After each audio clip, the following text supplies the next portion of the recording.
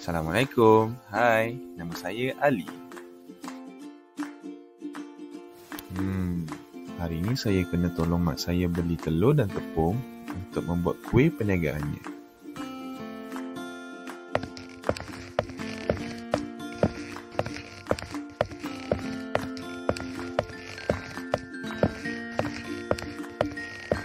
Sekejap ya. Mak saya suruh beli 5 papan telur dan 20 paket tepung. Jadi, satu papan telur berharga RM12.50 dan satu paket tepung berharga RM3.40. Mari sama-sama kita lihat bagaimana saya kira jumlah harga yang perlu saya bayar. Pastikan kita darabkan dulu setiap digit yang ada, barulah kita letakkan titik perpuluhan di hadapan dua digit terakhir sebagai sen.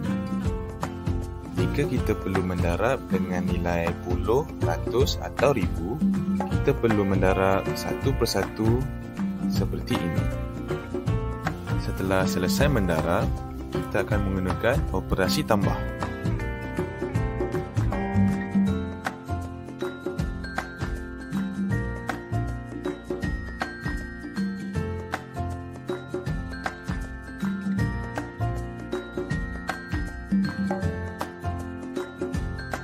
Inilah jumlah harga yang perlu saya bayar untuk 5 papan telur dan 20 paket tepung.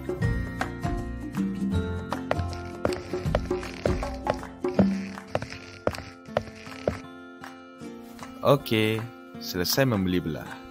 Jadi, begitulah caranya mendarab nilai wang. Mudah je kan?